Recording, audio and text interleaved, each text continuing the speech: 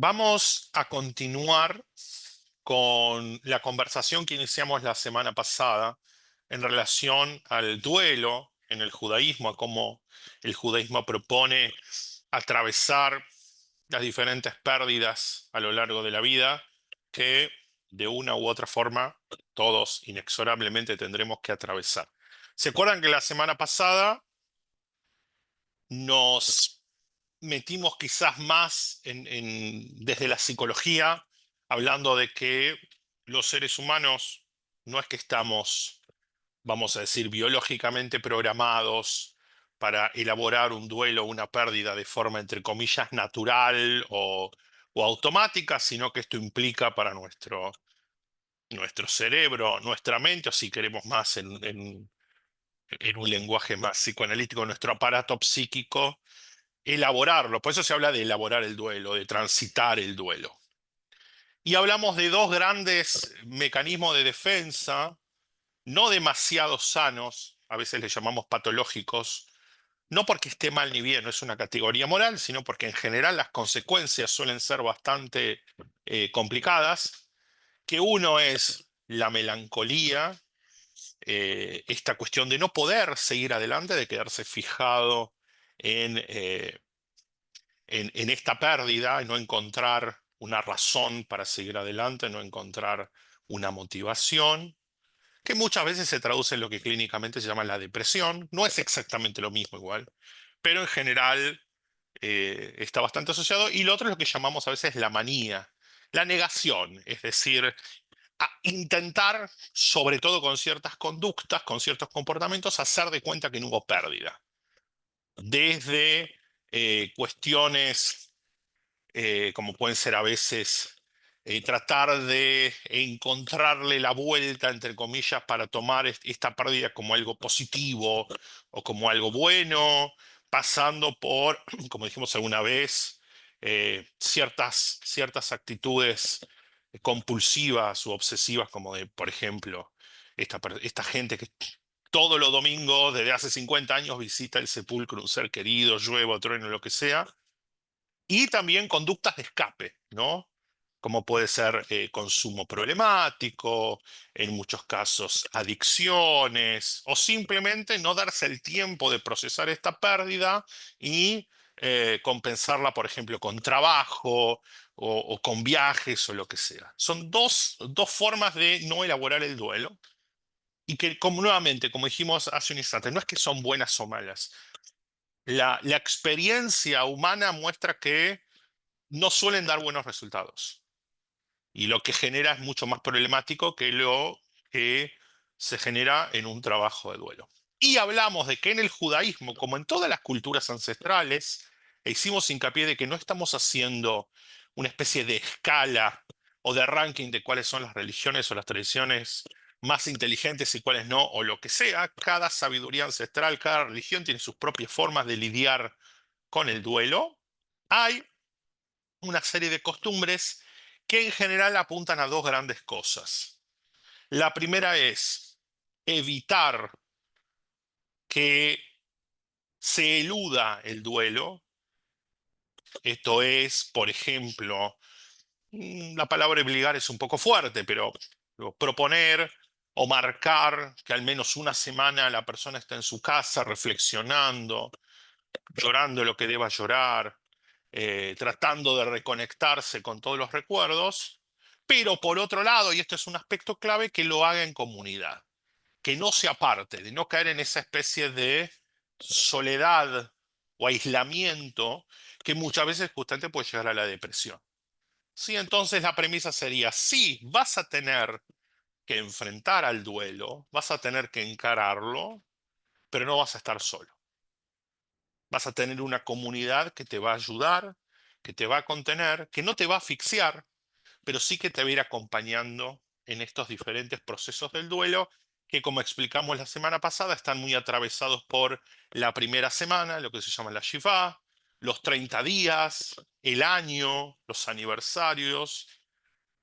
Es decir, no en un corte abrupto, sino en esta idea de cómo que el dolor se vaya como desgastando. O sea, que va a seguir estando, pero voy a utilizar, bueno, lo utilicé la semana pasada, esta idea de como si fuera una especie de piedra de barro en el zapato, ¿no? Va a seguir estando, pero con el tiempo ya las puntas no son tan filosas, entonces se siente, pero permite seguir adelante, ¿no?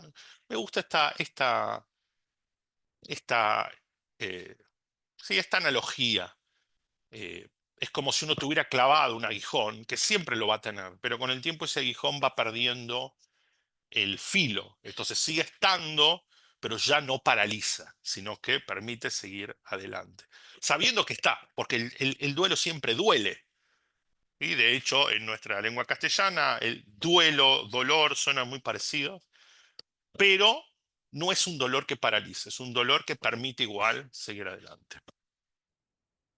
Lo que hoy quiero que conversemos específicamente no es tanto en relación a las prácticas, sino cuáles son los textos, la liturgia, como llamamos en las religiones, que la tradición judía ha enmarcado o ha seleccionado, perdón, para enmarcar el proceso del duelo.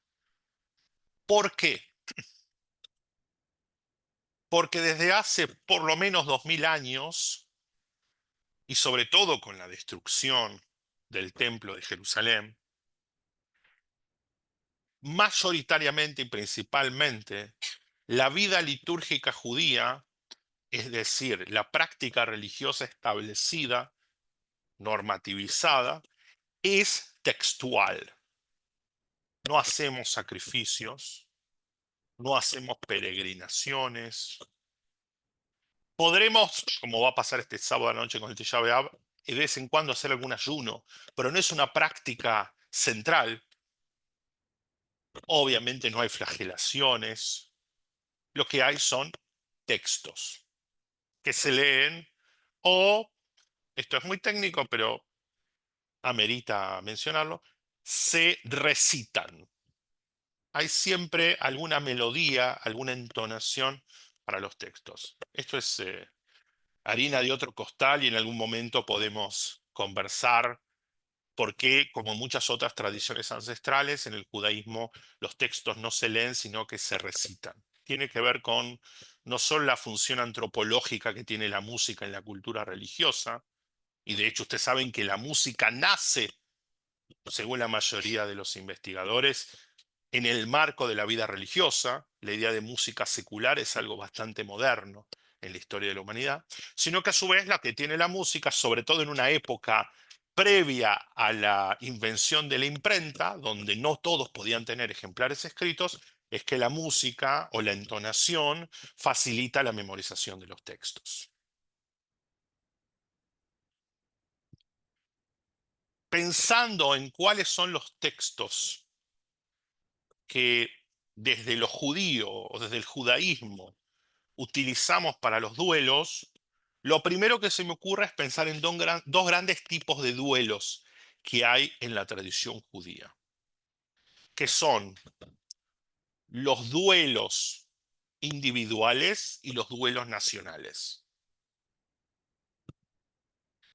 Hay una serie de fechas, y empiezo por el final, como por ejemplo va a suceder este sábado de la noche con Tisha B'Av, donde independientemente de la situación de cada uno de los miembros del pueblo, se conmemoran duelos nacionales.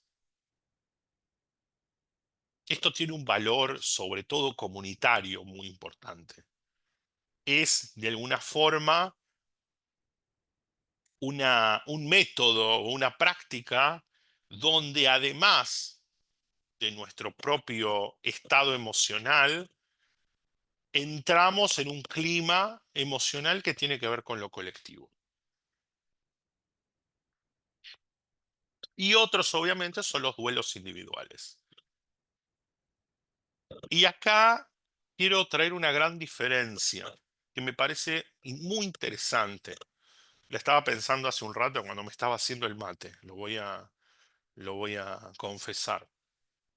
Y es que mientras en los duelos colectivos los textos están muy asociados con la tragedia y con la lamentación, en el duelo individual los textos están asociados más que con la lamentación, con el consuelo.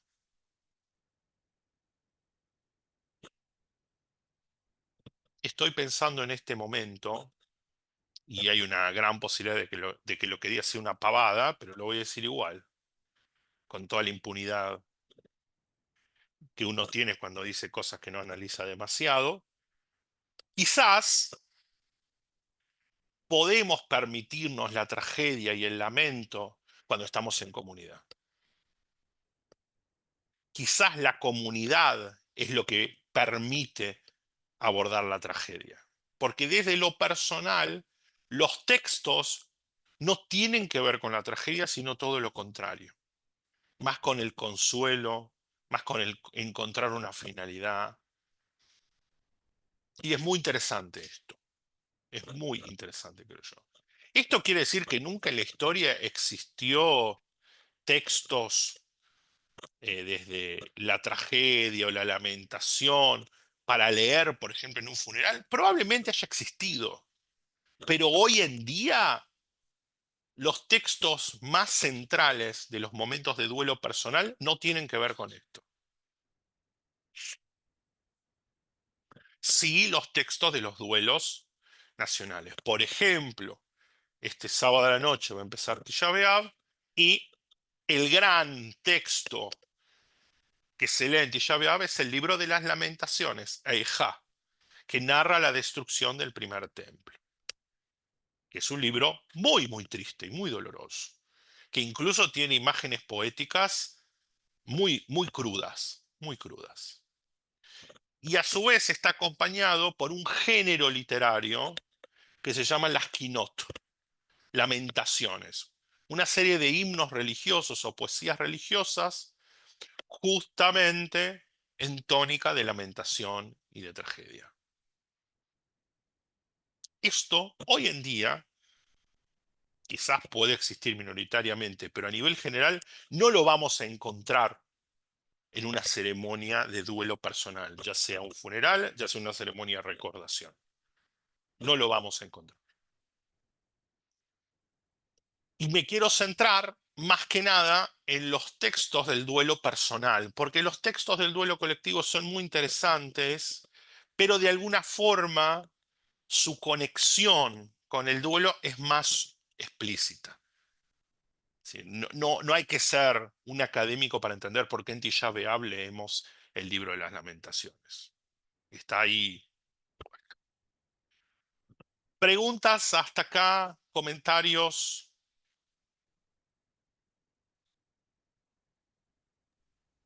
Yo tengo una pregunta, Rap, que me quedó desde la clase pasada. ¿Cómo elabora el judaísmo el duelo en el caso de la no muerte o la incertidumbre de la muerte? Y me refiero en el caso de, por ejemplo, los secuestrados que están en Gaza y los familiares no saben si sí o si no. Es una excelente pregunta. En líneas generales, la respuesta que se me ocurre, y simplemente por lo que he estudiado en la ley judía, es que, y esto es algo muy a boca, a vuelo de pájaro, y no soy tampoco un experto en halajá, ¿no? Pero cuando hay una gran posibilidad, casi certeza, de que esa persona, aunque no se haya encontrado un cuerpo ni vivo ni muerto, ha fallecido, entonces se la declara fallecida. Con los secuestrados es muy diferente, porque ahí tampoco hay certeza de nada. No hay certeza de nada. Es muy complicado ese estatus. Muy, muy, muy complicado. Eh, Ahí es mucho más difícil que cuando hablamos de alguien que aunque no se haya recuperado un cuerpo, ya sea por el tiempo que pasó, ya sea por las circunstancias, ya sea por lo que otros dijeron, es casi seguro que sí puede declararse fallecido. ¿Sí? El tema de los secuestrados nuevamente es más complejo, porque aunque obviamente van casi 2 años y es un montón, no estamos hablando de 50, 60, 70 años para que uno ya asuma que esa persona no está con vida. ¿no? Entonces es complejo ese tema, muy complejo. Hasta donde yo sé, en general, en este caso en particular con el 7 de octubre, sí se espera hasta que o bien se encuentre fehacientemente el cuerpo, o bien por referencia, por testimonios o lo que sea, haya un criterio bastante unánime de que esa persona ya no está con vida. Y en Bueno, ese, ah, sí, perdón, sí, sí, y sí. en ese caso, ¿quién declararía, por ejemplo, o certificaría la muerte? ¿Lo judicial o lo religioso?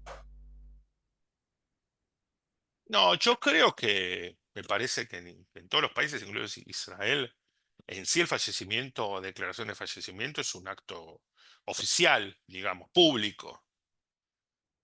No se me ocurre un caso donde se podría declarar una persona fallecida a nivel religioso, pero no a nivel público. Sí, entiendo que tiene que ir de la mano.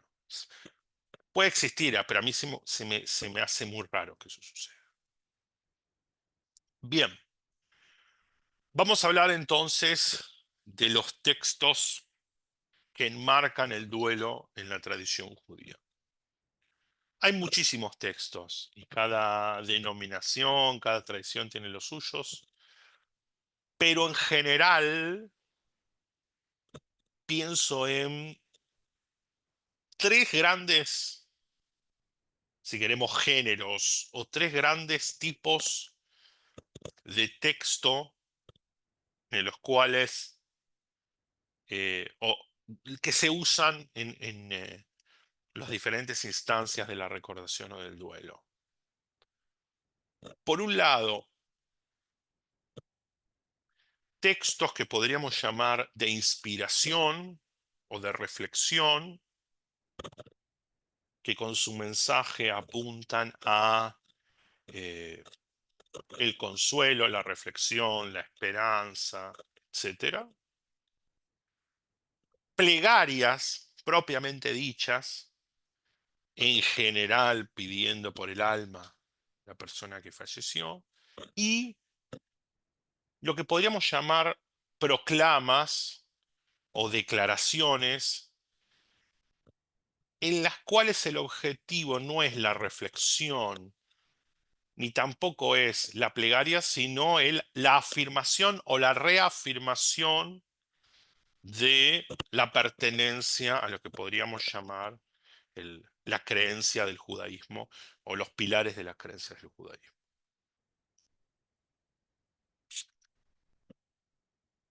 Dentro del primer grupo, es decir, aquellos textos que podríamos llamar de inspiración o de reflexión, sin dudas, los textos principales o el tipo de textos principales son los salmos.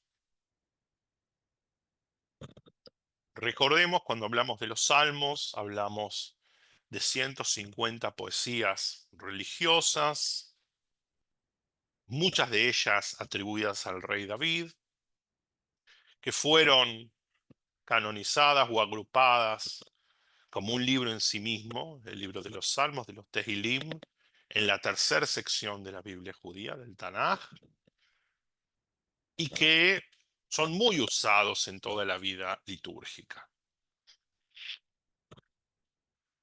Hay salmos que son típicos a la hora del duelo, de la recordación, el Salmo 23, el Salmo 121, el Salmo 1, el Salmo 49, que por su texto, por lo que dice, se ha asociado mucho a estos momentos. ¿Y cuál es la tónica general de estos salmos? No apuntan tanto a la lamentación o a la tragedia, sino que en general su contenido tiene que ver más con la esperanza o con el consuelo. Recordemos, si no, uno de los salmos más famosos, obviamente, el Salmo 23, ¿sí? Dios es mi pastor, nada me faltará, me conduce por prados de fresca hierba. aunque transites por valles de sombras, por el valle de la muerte, bueno, el famoso Gates al Maved, que cada cual, hay diferentes traducciones y formas de entenderlo, pero bueno, aunque transites por las tinieblas, no temeré. El Salmo 121, este salmo de voy a alzar mis ojos a las montañas, de dónde vendrá mi ayuda. Siempre esta idea de que Dios está para ayudar. Hay otros textos de inspiración también, muchas veces cuando se está recordando a una mujer, sobre todo decir una mujer que pudo formar una familia, se lee eh, la última parte del libro de los Proverbios, el famoso Eshet Hail, la mujer virtuosa, quien puede encontrar, mucho más valiosa que los rubíes, etcétera, etcétera. Hay una serie de versículos, por ejemplo, que también a veces leemos como introducción en los servicios de recordación. ¿Qué es el hombre para que te acuerdes de él? O el hijo del hombre para que le recuerdes, etcétera, etcétera. Siempre la idea de que por un lado reconocemos que somos frágiles, pero por otro lado también recordamos que somos sostenidos desde lo divino. Entonces, este tipo de literatura es el primer gran tipo de textos con los cuales solemos atravesar el duelo. Y acá quiero hacer un paréntesis y me quiero poner picante como a mí me gusta ponerme. Tenemos un gran problema con los salmos. Gran, ¿eh? ¿Por qué? Porque yo creo que muy pocos judíos o muy pocas corrientes judías utilizan los salmos como corresponde.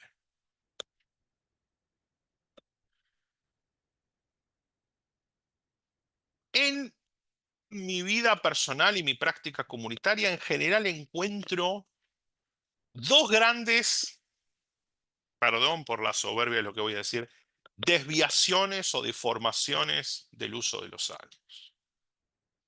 Una, que es muy usual, sobre todo en el judaísmo liberal, que es eh, la subestimación de los salmos. No conferirles valor. Considerar que, bueno, son textos accesorios. Más de una vez me ha pasado en algún funeral o en alguna ceremonia que quien estaba oficiando, en muchos casos rabinos, públicamente dicen, bueno, tendríamos que leer salmos, pero no los vamos a leer porque no aportan demasiado. Esta cosa que, bueno, son textos antiguos, mejor les voy a leer una poesía de Borges, una reflexión, ¿sí? De Jorge Bucay o de quien sea, o le voy a contar un cuento, ningún problema. Pero serán viejos, serán anticuados o serán repetitivos, pero son nuestra tradición literaria. Son nuestros. Y a veces hasta me da mucha pena que los salmos hebreos del pueblo judío son más respetados por tradiciones, por ejemplo, cristianas que por el propio judaísmo. Eso por un lado. Esta especie de subestimación. Pero, acá viene el otro mal uso, muy difundido en la ortodoxia, y es el uso de salmos desde un lugar de pensamiento mágico y superstición. Tenés que rezar el salmo tanto si querés tener más plata, y tenés que rezar el salmo tanto si se te rompió el auto, y el salmo tanto si tenés que cambiar el termotanque de tu casa. Como si fuera la quiniela, como si fuera abracadabra. Las famosas cadenas de salmos, cadenas de Teilim. Estamos haciendo cadenas de Teilim para que tal persona se recupere. Me parece fantástico y me parece un gesto de solidaridad comunitaria hermosísima. Ponerse a rezar y hacer tefilá por alguien que uno no conoce. Es hermoso. Ahora, pensar y con lo compleja que es la vida. Y, recordando que no tenemos un Dios caprichoso. Y no es que Dios le va a mandar una enfermedad a una persona porque quiere que yo rece. No, porque la vida es mucho más que eso. Pensar que por leer el Salmo 15 y no el 14, esa persona se va a sanar. Y más aún, y lo he escuchado, que cuando una persona no zafa, decir lo que pasa es que no rezaron demasiado, me parece una barbaridad. Una atrocidad, diría. Porque no es pensamiento mágico, no es abracadabra.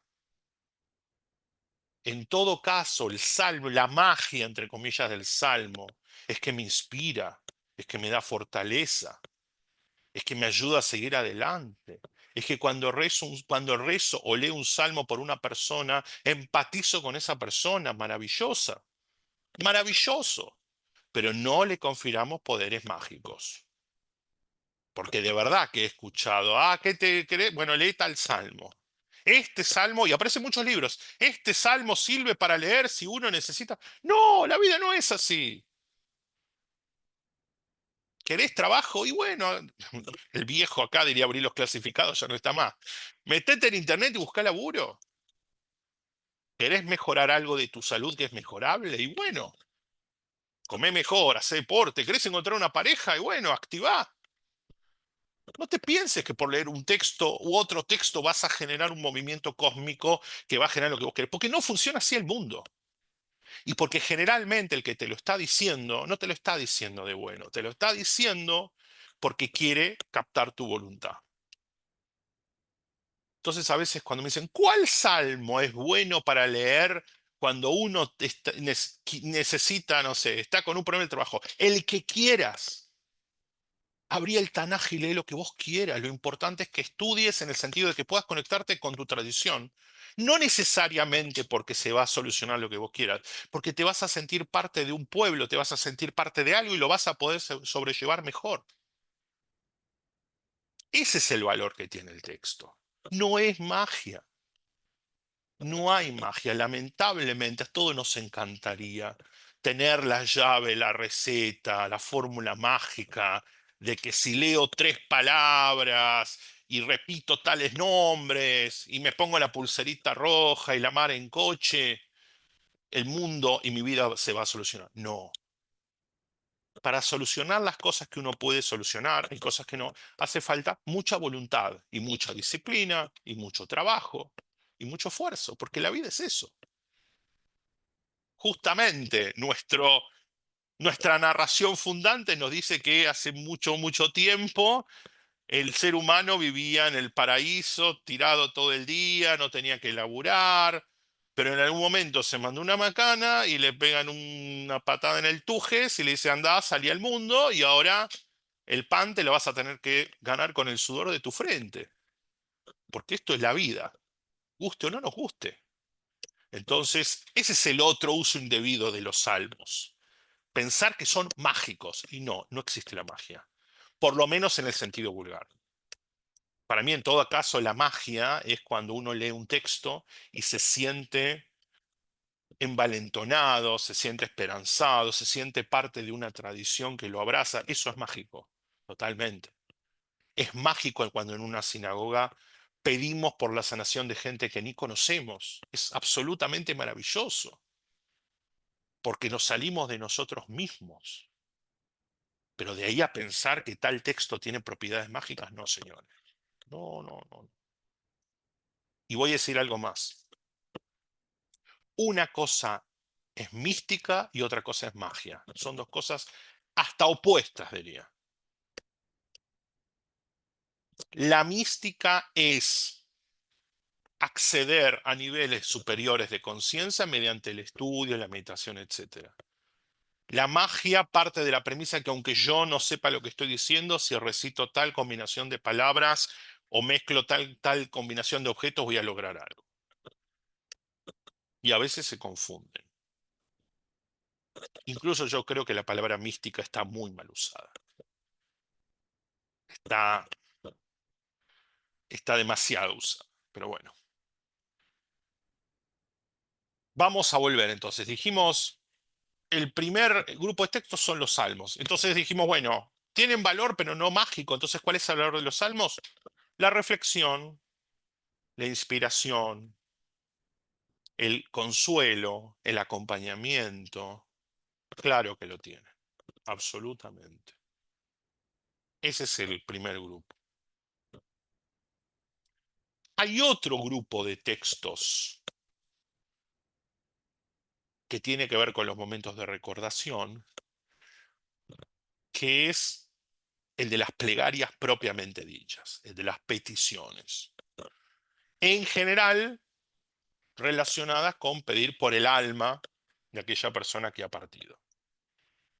En la tradición ashkenazí, a esta plegaria la llamamos el Maler Rahamim, o como se dice en Yiddish, el Mule, y en la tradición sefaradí la llamamos Ashkavah. Tienen textos un poco diferentes, pero el objetivo es el mismo. En general tienen como dos partes. La primera donde uno eh, pide que este alma, el alma sea, quede cobijada. Es muy hermosa esta metáfora, ¿no? Como quede como cobijada en las alas de la presencia divina. Tajat kanfe ashkenah, es una hermosa metáfora, ¿sí? Como que de alguna forma Dios abrace a este alma. Y en la segunda hay una conexión donde, sobre todo en la versión ashkenazí, se dice, bueno, por lo tanto, quienes estamos aquí presentes, te pedimos o te pido que a Dios que le dé a esta persona descanso eterno, que, que pueda descansar eternamente, etcétera. Esta plegaria sí está dedicada a la memoria del difunto. Obviamente, muchas tradiciones ancestrales, y no vamos a poner esto en tela de juicio, ni nos vamos a meter en cuestiones teológicas, parte de la premisa que los seres humanos, además de nuestro cuerpo, tenemos un alma que nos trasciende. ¿Sí? Esto es algo que aparece en, en muchas, muchas tradiciones, quizás la mayoría de las tradiciones religiosas, cada cual tiene su propia teología, algunas describen un ascenso directo hacia la eternidad, otras pueden hablar de instancias intermedias, otras como por ejemplo el hinduismo va a hablar de la reencarnación. Bueno, son cuestiones muy profundas que no nos vamos a meter en este momento, porque tampoco podemos opinar demasiado, ¿sí? Pero como sea, sí se parte de esta idea de que hay un componente nuestro de origen divino que trasciende nuestro cuerpo físico. Y entonces se pide porque justamente esta chispa divina, esta parte divina nuestra, pueda volver a la fuente. ¿Sí? Y esta es que es individual. ¿Qué quiere decir que es individual? Que es recitada por el deudo de forma individual. No es una plegaria colectiva. No es necesario minyan para recitarla. Uno puede recitarla en su casa. Si uno, por ejemplo, está en un yahrzeit, está en un aniversario de fallecimiento de un ser querido, hay la costumbre a veces de prender una vela y uno puede recitar el Maler Rahamim sin ningún problema. De hecho, queda también para otro momento, pero hay mucho mito respecto de la necesidad de un oficiante o de un rabino, de quien sea, para liderar una ceremonia de recordación, cuando en verdad es algo hiper sencillo. Lo más importante en todo caso es que haya 10 personas para decir el Kaddish. No hace falta ningún oficiante. Quizás para un funeral puede ser diferente porque hay más pasos, pero para una visita a un cementerio, por ejemplo, no hace falta, de ninguna forma. No, no es una ceremonia compleja. A veces nosotros nos, no sé por qué, pero nos obsesionamos con que todo sea complejo y difícil y largo, pero no debería ser así. Entonces, estas plegarias, como el Malar Rahamim, como la Shkavah, como dijimos, están dirigidas al alma del ser querido, son individuales y tienen un fuerte contenido metafísico, digamos, ¿no? que este sería el segundo grupo de plegarias o de textos que son efectivamente plegarias, plegarias en el sentido de peticiones. Y hay un tercer grupo que es muy interesante, que no son textos que podríamos llamar reflexivos o de inspiración, como pueden ser los salmos o los proverbios, etcétera, que tampoco son plegarias propiamente dicho, sino que son afirmaciones, declaraciones de fe. A veces se utiliza una palabra que suena un poco complejo, que es doxologías, ¿sí? Afirmación de decir, esto es en lo que yo creo. ¿Cuál es la afirmación de fe más popular y más importante a la hora del duelo? El famoso Kadish.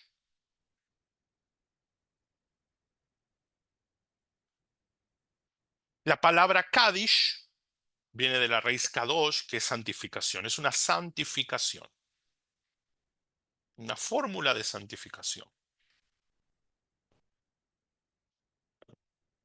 en la cual públicamente, y ahora vamos a explicar por qué públicamente, se reafirman los valores centrales del judaísmo, como puede ser la creencia en Dios, la creencia que es, digamos, lo más, digamos, lo más grande que hay, la, la esperanza mesiánica, etcétera, etcétera, etcétera.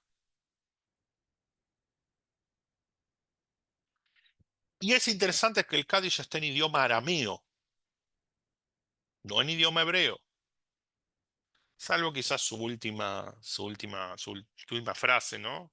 Que en verdad es una traducción de la frase previa, ¿no? El famoso Se Shalom Beromav. ¿Por qué está en arameo? Alguna vez algún moré, algún maestro bien intencionado, me dijo, bueno, porque en la época del Cádiz se hablaba arameo. No está mal la respuesta, pero hay una respuesta más profunda. Y es que para los rabinos de la Mishnah y del Talmud, el arameo era el idioma de las declaraciones públicas. Por eso, por ejemplo, el Kol Nidrei en Yom Kippur, que es una afirmación, una cancelación pública de los votos, está en arameo. Por eso la Ketuvá, ¿sí? El acta matrimonial judía, está en arameo. No porque se les ocurrió solo en arameo y no hebreo, porque el arameo era el idioma jurídico. Entonces, el Kaddish era una afirmación, o es una afirmación pública, y ahora vamos a explicar por qué pública, de fe judía. ¿Por qué pública? Porque a diferencia de todos los textos previos que mencionábamos, solo se dice un Kaddish en presencia de un quórum mínimo, o sea, del famoso minyan. Y esto es una de las genialidades más geniales que ha tenido la tradición judía en su historia. Al rabino, o los rabinos, o no sé, voy a jugar un poco, las rabinas, aunque no sería muy probable en esa época porque era una sociedad bastante estratificada, pero bueno, ¿qué se les ocurrió? Que la oración más importante a la hora de recordarse, una oración que requiere un minyan, esa persona fue una de las personas que salvaron el judaísmo. ¿Por qué? ¿Cuántas veces nos obligamos, cuando no teníamos ganas, cuando hacía frío, cuando era muy temprano, a ir a un Beit Knesset porque sabíamos que alguien tenía que recitar el Kaddish por un ser querido y si nosotros no íbamos no lo iba a poder hacer? ¿Cuántas veces se evitó la humillación de que una familia no tenga nadie que los acompañe en un funeral con la, entre comillas, excusa de que no había minyan y había que acompañarlos con el Kaddish? ¿Cuántas veces nos enteramos que una persona había perdido un ser querido porque la vimos pararse para el Kaddish en una sinagoga? Es una genialidad que la oración más importante de recordación requiera un minyan. y es comunidad. De ahí el gran riesgo de los streamings y de las ceremonias por Zoom. Porque el chiste, digo chiste respetuosamente, del Kaddish, nuevamente no es que son palabras mágicas, es que yo tengo que ir a poner mi cuerpito ahí al cementerio con 10 grados. Que yo me tengo que ir al Beit Knesset a acompañar a esa persona, aunque me quisiera quedar quedando en casa comiendo mate con torta frita. Pero yo sé que esa persona, si yo no voy, no va a poder decir el Kaddish por su ser querido. Por eso, y esto es una opinión personal y no quiero decir que las otras estén mal, a mí me gusta mantener la costumbre de que en una ceremonia solo estén de pie quienes van a hacer el Kaddish. No para estigmatizarlos, todo lo contrario, para que el resto sepamos a quiénes tenemos que ir a contener. Porque si estamos todos de pie, no sabemos quién realmente está diciendo el Kaddish por un ser querido y quién no. Yo creo que hay mucha sabiduría en eso. En mi experiencia profesional, cuando en un servicio religioso o en un cementerio se hace el Kaddish, pasan dos cosas maravillosas. La primera es que los dolientes se dan cuenta que no están solos. Y la segunda es que los que no son los dolientes recuerdan cuáles son los deberes que tienen para con los dolientes. Y eso solamente se da porque el Cádiz se instituyó como una declaración pública. Hay otras declaraciones públicas en relación al duelo. Una, por ejemplo, se llama Tziduk Hadin, que es una selección de versículos bíblicos que se suele recitar en el cementerio, en donde se siga reconociendo a Dios como un juez justo.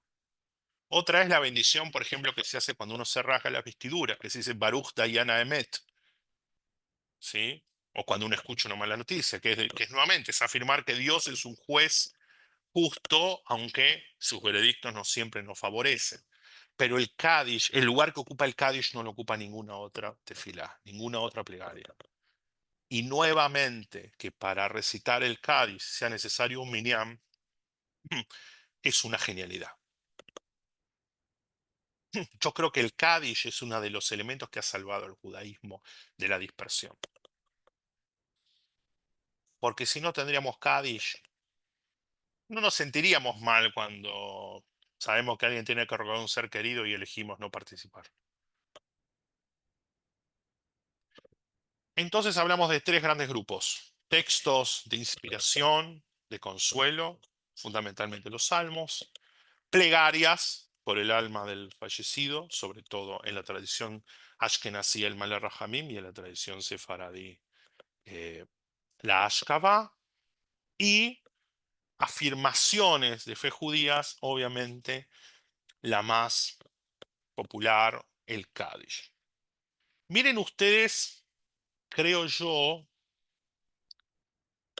como tres aspectos, ¿no?, del duelo en estos textos. Por un lado, tenemos mediante los salmos, ¿no? La inspiración, el consuelo, la reflexión, lo que podríamos llamar estos aspectos como más intelectuales.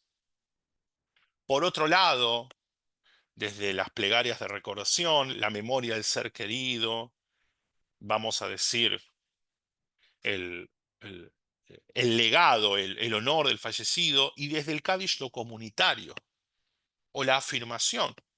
Porque lo más interesante del Kaddish es que no tiene ninguna referencia ni a la muerte, ni al dolor, ni mucho menos. Es una proclama de vida. Y encima apunta al futuro. Uno puede decir, pero justamente en un momento de pérdida, ¿qué me tengo que yo acordar y qué tengo que pedir por el futuro y por el Mashiach y qué sé yo? Bueno, justamente ahí es cuando más tenés que tratar de centrarte en el futuro. No para desconectarte de la hora, sino para decir, a pesar de mi dolor, a pesar de la pérdida, estoy eligiendo seguir siendo parte del pueblo judío.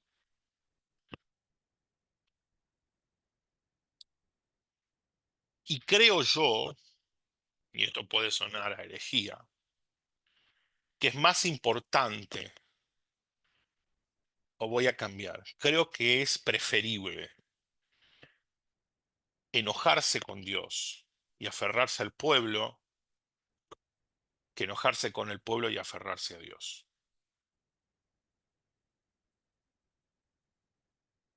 Porque hay mucha gente que obviamente a la hora de una pérdida puede experimentar sentimientos de bronca, de dolor, y sobre todo si alguien es muy creyente, puede llegar a experimentar esa sensación de injusticia o de bronca.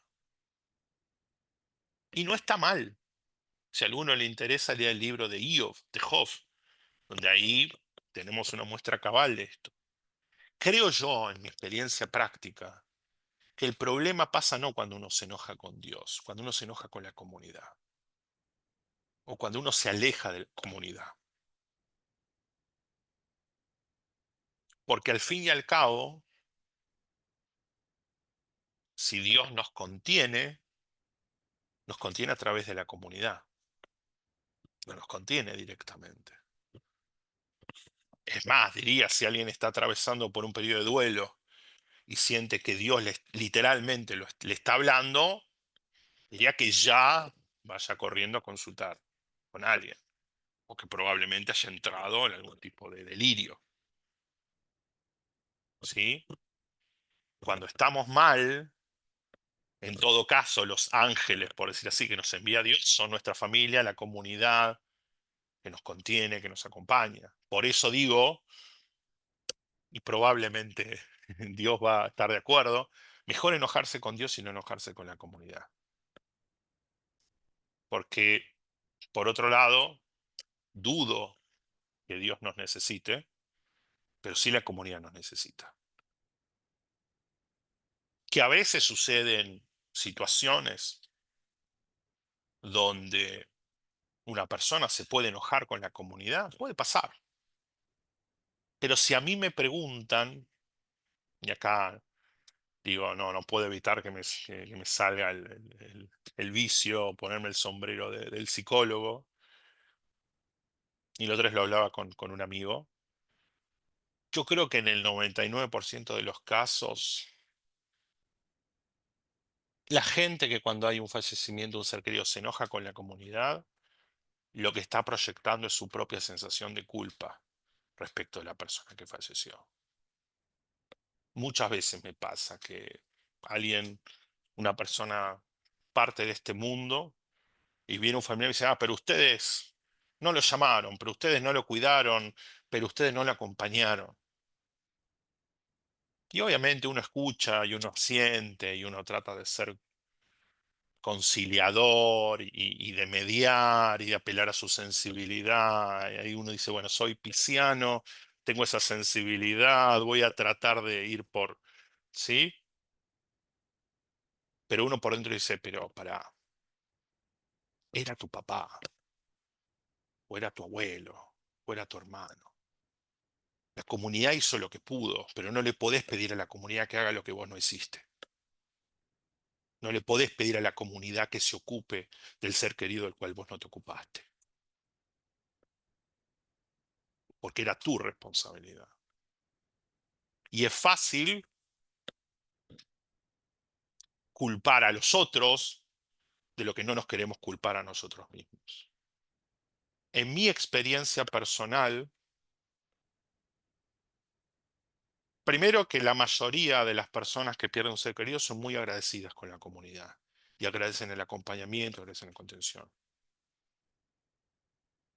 Sobre todo las más humildes, sobre todo las más humildes. Y en mi experiencia nuevamente, y ahora abrimos a preguntas, en mi experiencia, cuando aparecen grandes reproches hacia la comunidad, ya sea hacia la comunidad concreta, determinada congregación, o hacia la comunidad judía en general, yo ahí leo, me parece que estás proyectando conflictos tuyos. Me parece que te resulta más económico a nivel psíquico decir que no fue, que fue la comunidad quien no cuidó a tu ser querido, a reconocer que fuiste vos el que no lo cuidaste o no le cuidaste. porque con todo lo mal que puede haber y con todas las cosas que podemos mejorar, si las comunidades judías siguen existiendo pese a todo, es porque algo bueno tienen para traer. Si no, no existiría.